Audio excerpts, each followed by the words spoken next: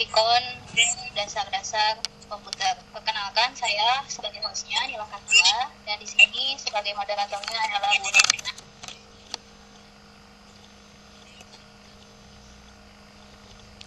Ke host Bu, ke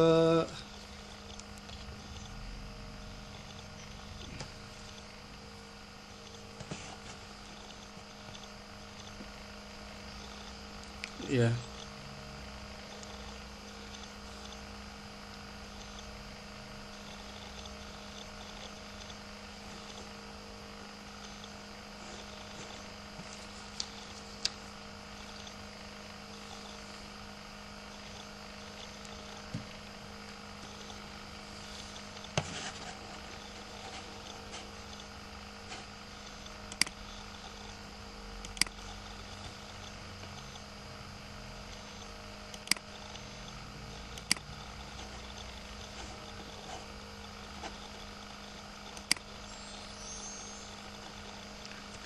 Oke, udah ini teh siap.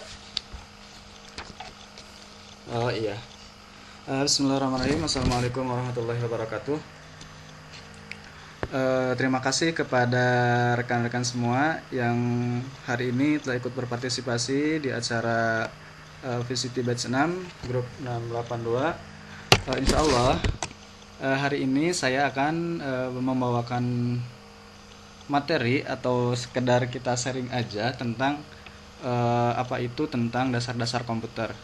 Yang pertama saya ucapkan terima kasih kepada rekan saya Bu Nila sebagai host, kemudian Bu Nurmina di moderator, kepada PJ Wilayah Ibu Nung Hayati, kemudian instruktur Bu Nenden sama Bu Ayu ya, Bu Ayu. Terima kasih selama ini atas bimbingannya.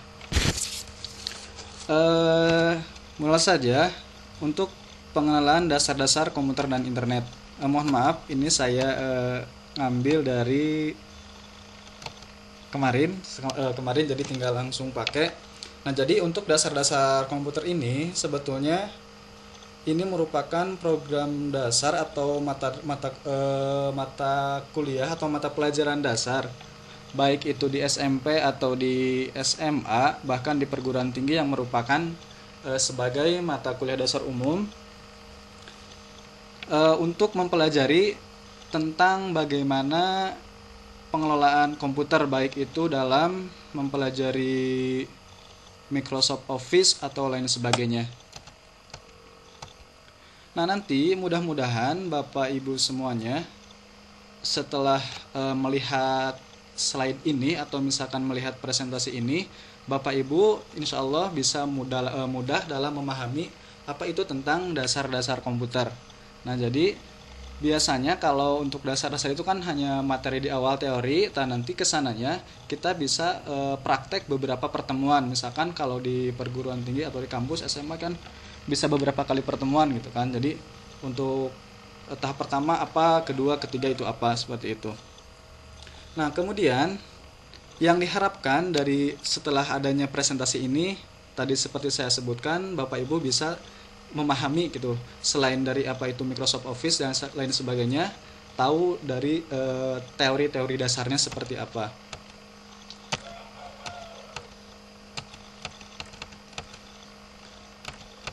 Nah, kemudian biasanya saya kalau untuk dasar-dasar komputer itu lebih untuk metodenya biasanya menggunakan yang pertama smartphone, kemudian laptop atau netbook, kemudian harus ada ditanam di dalam itunya aplikasi Microsoft Office.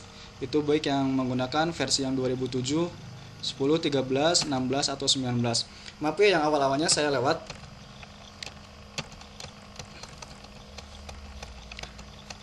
Kemudian nah, ini langsung ke penjelasan dasarnya. Jadi komputer itu merupakan berasal dari kata to compute ya, yang itu yang artinya berarti menghitung. Nah, ini menurut pengertian atau teori dari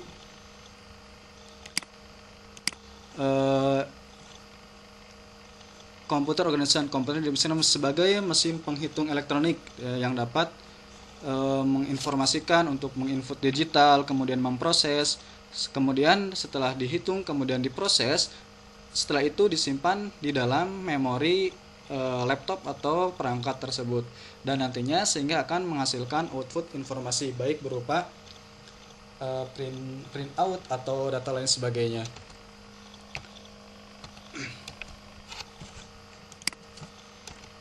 Nah, kemudian menurut para ahli ini dari American Standard Institute. Jadi komputer itu merupakan suatu pemroses data atau data prosesor yang dapat melakukan perhitungan yang besar dan cepat. Jadi termasuk di dalamnya itu ada perhitungan-perhitungan aritmatika yang besar seperti fungsi-fungsi logika gitu kan. Kalau misalkan dalam Excel itu ada yang dinamakan fungsi logika. Ketika misalkan kita menghitung atau bisa mempelajari tentang menghitung kelulusan siswa, itu ada fungsi if, ada fungsi sum, kemudian ada fungsi logika dan lain sebagainya. Nah, fungsi-fungsi tersebut ternyata itu tidak merupakan campur tangan dari manusia gitu kan. Jadi yang menginputnya kita yang menginput, nanti yang memproses datanya itu semua ada di dalam PC tersebut atau di perangkat tersebut. Nah, ini untuk tujuan pokok sistem komputer. Jadi ada 3. Yang pertama, tujuan pokok sistem komputer mengolah data untuk menghasilkan informasi. Nah, ini jadi yang pertama itu ada brainware. Ini untuk pelajar tingkat SMP atau SMA pun sebetulnya sudah dikasihkan gitu ya untuk tentang dasar-dasar materi. Begitupun di perguruan-perguruan tinggi merupakan mata kuliah dasar gitu kan. Jadi semua hampir rata-rata ada gitu. Apa itu tentang brainware, kemudian apa itu hardware, dan apa itu tentang software. Jadi brainware itu merupakan manusianya, kemudian hardware-nya merupakan perangkat kerasnya, dan software merupakan perangkat lunak. Nah itu. Nah untuk brainware sendiri, untuk brainware itu merupakan operator atau manusia atau kitanya sendiri gitu. Jadi kita itu terlibat sebagai orang atau user, pengguna untuk mengoperasikan serta mengatur sistem komputer yang dapat juga disebut sebagai pengguna. Jadi kita itu dinamakan dengan user atau brainware kita. Nah untuk brainware sendiri itu ada dua jenis gitu. Brainware itu ada yang lettered komputer, ada yang kompeten komputer ya. Nah untuk yang lettered komputer ini adalah merupakan pengguna user, jadi untuk pengetahuan, hanya untuk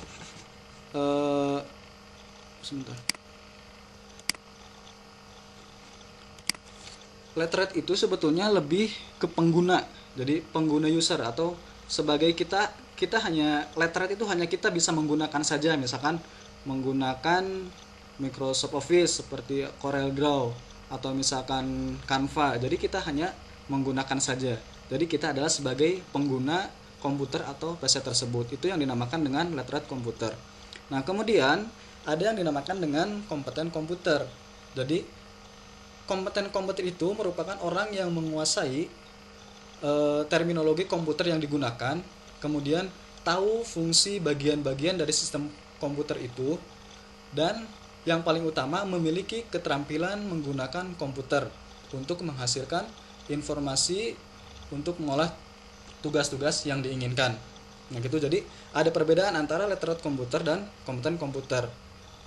Yang jadi bahan acuan ketika menjadi seorang lettered komputer itu hanya bisa menggunakan saja, tanpa bisa memperbaiki perangkat-perangkat yang rusak apabila terjadi trouble pada komponen yang ada di dalam laptop tersebut atau PC tersebut. Nah, beda lagi dengan kompeten komputer. Kalau kompeten komputer itu di samping kita bisa menggunakan, kita bisa mengoperasikan, kompeten komputer itu juga bisa servis ketika ada trouble apapun, misalkan perlu install atau misalkan RAM-nya ada yang rusak atau misalkan printer yang rusak, itu bisa memperbaiki sendiri gitu. Nah, jadi posisi kita mau di mana nih, misalkan kita posisinya sebagai lettered komputer atau sebagai kompeten komputer. Nah, itu ya. Jadi perbedaan antara lettered komputer. Itu jadi brainware terbagi menjadi 2 komponen atau 2 bagian. yaitu ada literate komputer, kemudian ada kompeten komputer.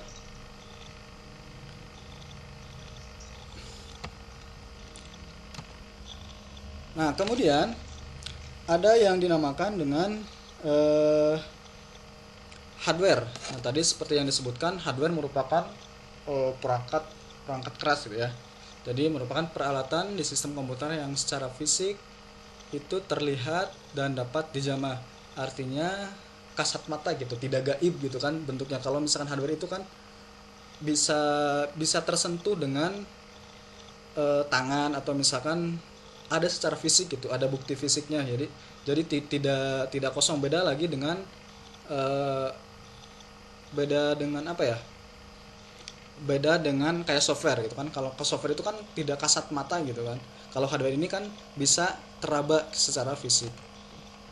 Nah, untuk hardware sendiri, nah ini ada beberapa bagian. Nah, ada input device, kemudian di sana ada output device, processing device, kemudian ada lagi storage device atau penyimpanan, dan kemudian adanya perangkat tambahan atau peripheral.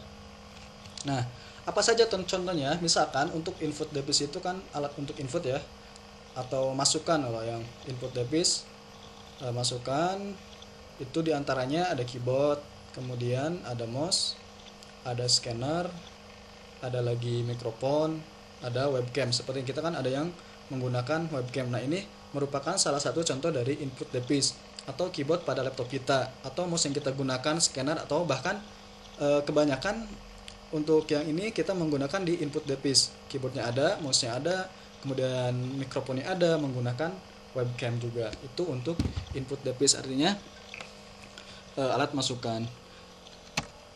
Nah, selanjutnya ada tentang output device.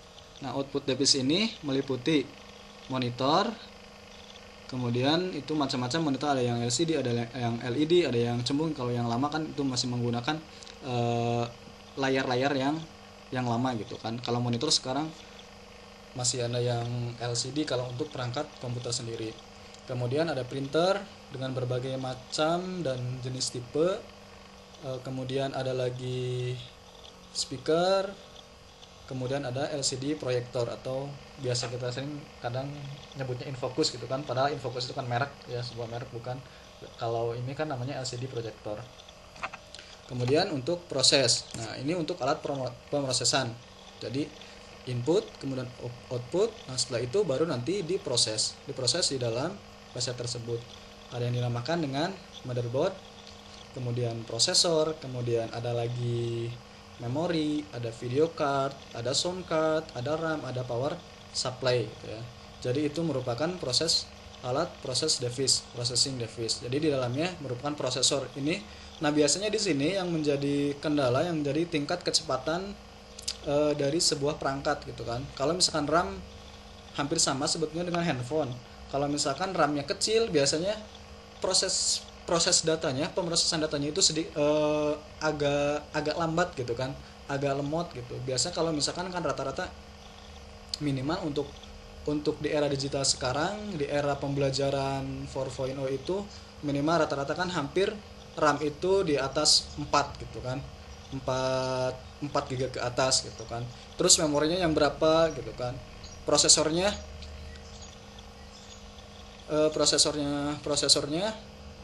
itu ada yang misalkan kalau di zaman dulu untuk tingkat prosesor itu kan ada yang Pentium berapa. Sekarang kan minimal Core i3, Core i5, Core i7 dan sebagainya. Itu jadi ada input, kemudian output, kemudian si data itu diproses.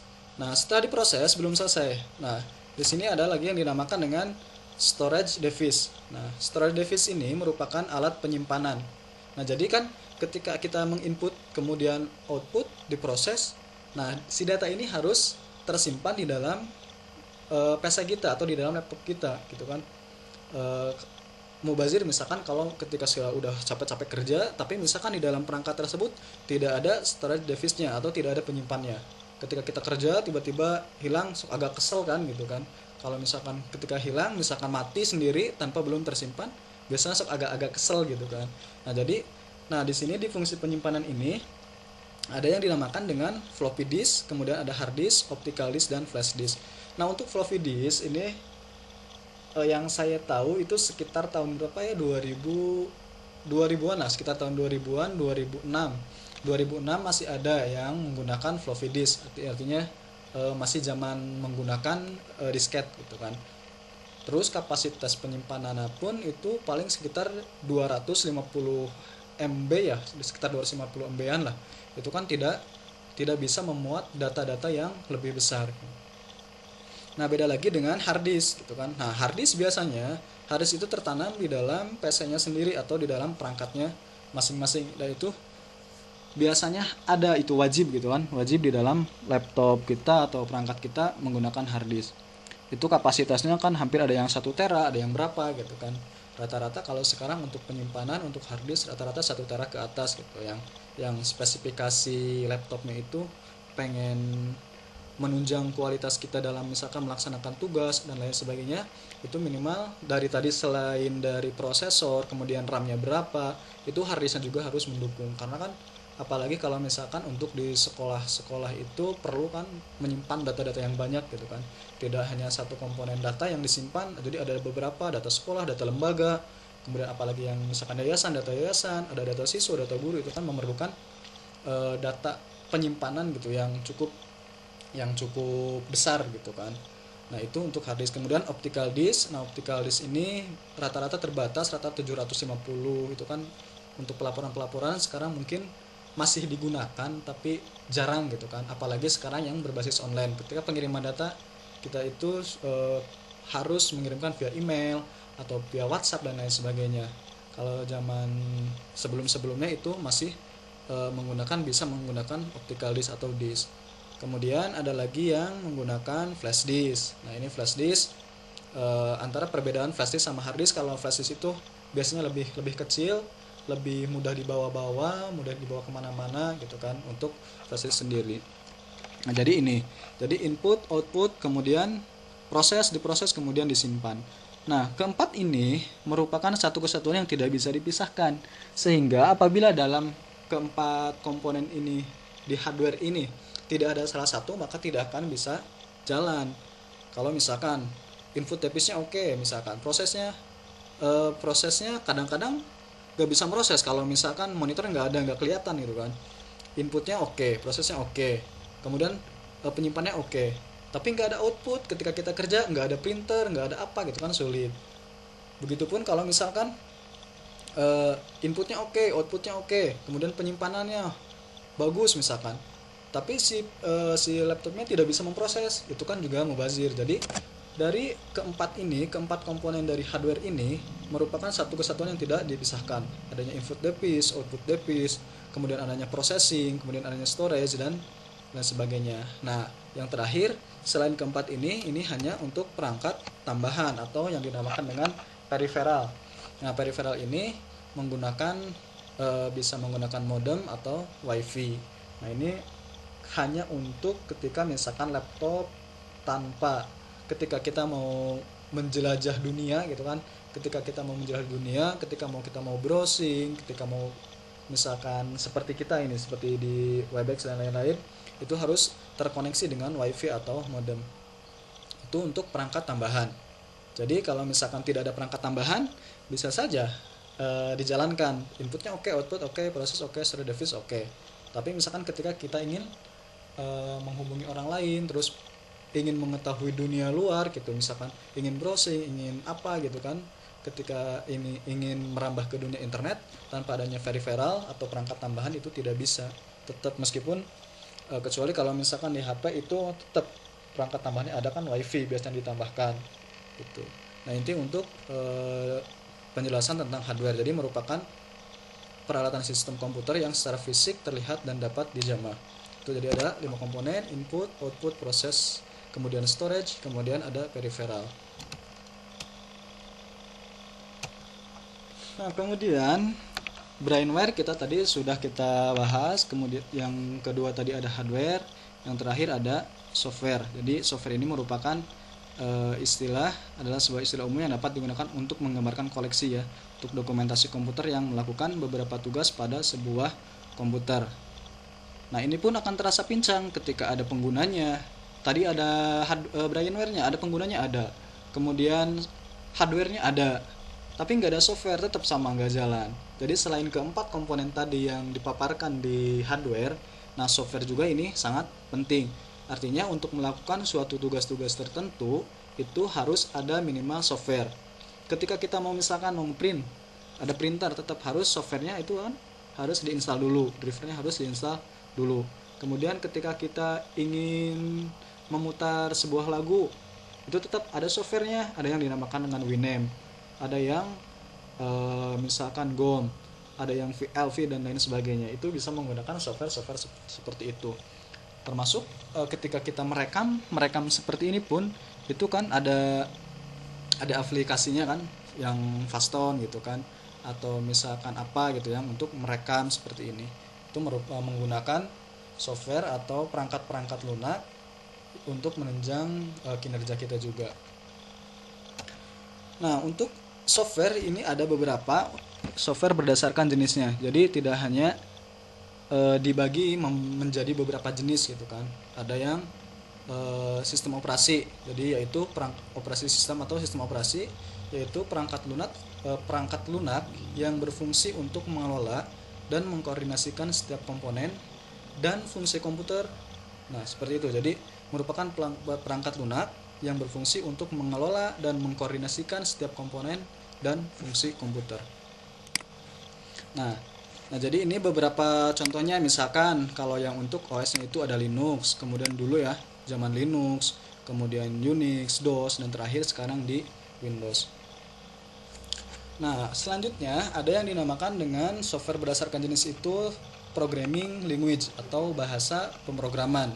Nah, bahasa pemrograman ini merupakan perangkat lunak yang berfungsi sebagai pemberi instruktur standar yang melibatkan sintak dan semantik yang dipakai untuk mendefinisikan suatu program aplikasi komputer. Jadi computer application program. Jadi untuk misalkan contohnya untuk pemrograman bahasa ada PHP, ada kemudian Java, ada Microsoft Visual Basic, dan Microsoft Visual Basic ini biasanya terintegrasi dengan adanya Microsoft Excel. Jadi Visual Basic ini ketika misalkan mengolah database gitu kan, selain menggunakan Microsoft Office Access juga bisa menggunakan Microsoft Visual Basic. Nah, itu untuk bahasa pemrograman. Jadi ada software untuk OS-nya. Program masa, kemudian application program dan program aplikasi. Sebentar lagi ya.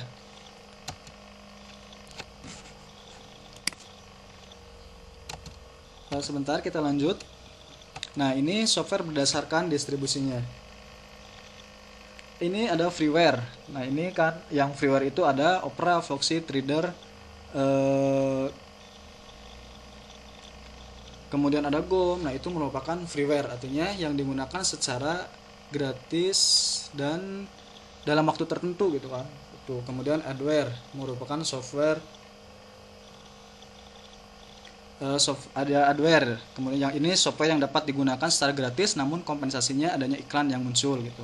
Ada kemudian spyware, kemudian yaitu perangkat lunak yang dibuat khusus untuk memata-matai. Nah, ini biasanya digunakan oleh Intel gitu kan, seperti untuk kayak KPK dan lain sebagainya, itu menggunakan spyware. Jadi perangkat-perangkat untuk memata-matai.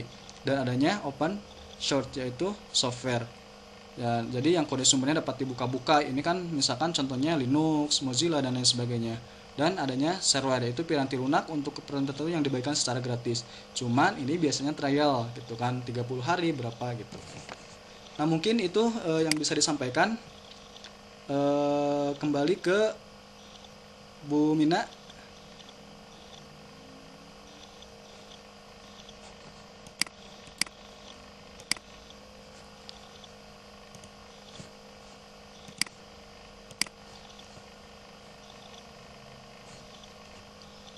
Bu Mina.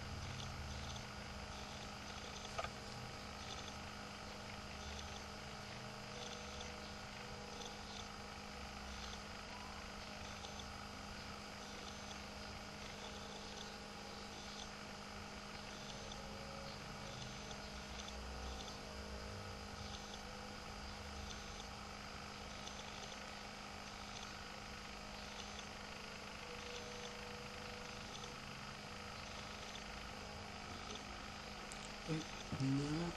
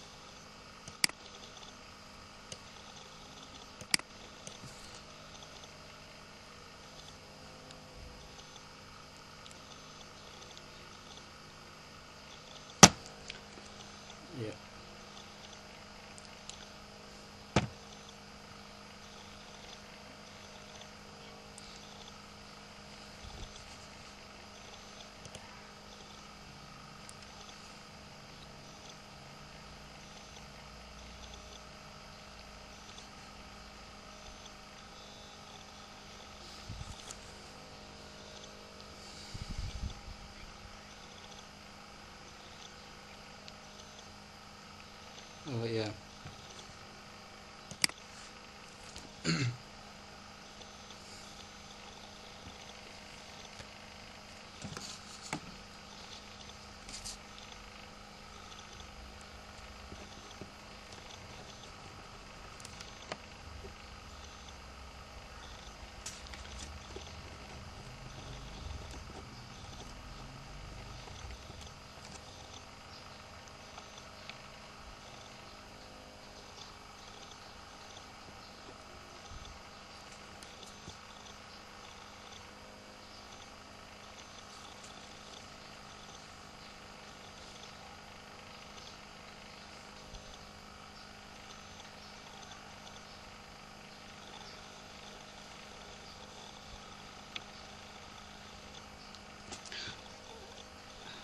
Oh iya. Iya. Langsung langsung aja ya. Maaf barusan agak terputus, banyak yang terputus, cuman intinya ke spesifikasi mungkin ya Bu ya.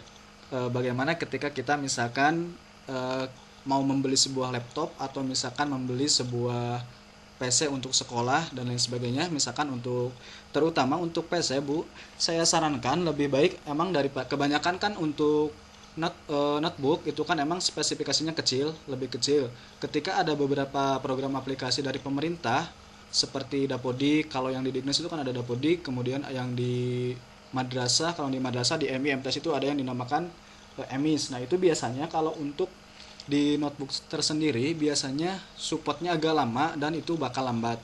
Nah, saran saya kalau nanti misalkan Bapak Ibu mau beli sebuah laptop, itu lihat dulu silahkan di spesifikasinya. Nah, biasanya spesifikasinya itu bisa kita browsing dulu Bu, atau misalkan ada di bawah di laptopnya sendiri biasanya ada tertempel, ada stiker-stiker yang ada tulisan di laptopnya itu di tergantung mereknya. Kalau misalkan yang Acer itu biasanya sebelah kanan gitu kan. Nah, kalau untuk sekarang lebih lihat ke spesifikasinya dan lihat ke, kalau untuk mesin mungkin susah ya. Kalau untuk melihat mesin itu emang agak susah karena kita harus bongkar dulu, dan kan kita nggak mungkin ya kalau misalkan kita bongkar misalkan di tokonya kan nggak mungkin. Nah, yang pertama harus ibu lakukan, jadi itu kita lihat spesifikasinya dulu. Terus kita butuhnya yang seperti apa gitu kan. Kalau misalkan bapak ibu misalkan cuma nanti butuhnya buat hanya untuk office perkantoran misalkan ya, itu misalkan untuk AMD bisa cukup atau Core i3 bisa cukup gitu kan, hanya spesifikasinya yang emang masih di bawah gitu, RAM-nya misalkan yang 2 GB. Kalau untuk aplikasi perkantoran mungkin seperti itu. Nah, kalau misalkan kebetulan saya juga kadang-kadang sih ya kadang ada order kayak desain grafis seperti itu. Nah, itu spesifikasinya emang harus yang lebih tinggi. Ya minimal kalau emang sih harganya juga lumayan juga gitu kan. Harga laptop yang spesifikasinya tinggi itu di atas berapa, 10 yang 7 ke atas lah gitu kan. Minimal speknya core yang RAM-nya minimal 4 GB, kemudian Core i5, kemudian Windowsnya sendiri misalkan yang Windows 10 gitu kan. Jadi saran saya emang kalau misalkan kalau mau beli perangkat laptop itu dilihat dulu dari spesifikasinya. Kemudian tadi selain spesifikasi, ibu juga bisa lihat model. Nah, kalau model ini mah tergantung, misalkan ibu senangnya yang mana gitu kan. Sebetulnya model itu tidak terlalu apa ya, tidak terlalu urgent, tidak terlalu ini, tapi kadang enak, minimal enak dilihat gitu bu. Jadi kalau misalkan spesifiknya bagus, misalkan ada yang ramping gitu kan, ada yang laptop yang dulu zaman dulu yang Asus itu kan tebal gitu kan, kalau sekarang kan yang banyak yang agak tipis dari modelnya gitu. Tapi yang lebih kita perhatikan itu yang pertama dari spek, nah kemudian modelnya, dan yang terakhir dari aplikasinya. Kita lihat lihat dulu aplikasi bawaannya seperti apa. Kalau misalkan ada yang kurang aplikasinya, kita minta gitu kan. Kalau kayak CorelDRAW, Photoshop gitu kan, kadang kalau yang nggak ngerti gitu, misalkan yang tokonya kadang ada yang nggak ngerti, cuman kita yang ngasih tahu sarannya cuman SPG-nya aja misalkan, itu kan kadang nggak, kurang ngerti gitu. Jadi apa aja aplikasi nanti yang bawaan dari sana. Mungkin seperti itu bu. Tadi dari pertama dari spesifikasinya sih, yang lebih penting itu dari speknya aja bu. Kita bisa browsing aja lah untuk spek berapa berapanya seperti itu. Mungkin ada lagi dari yang lain.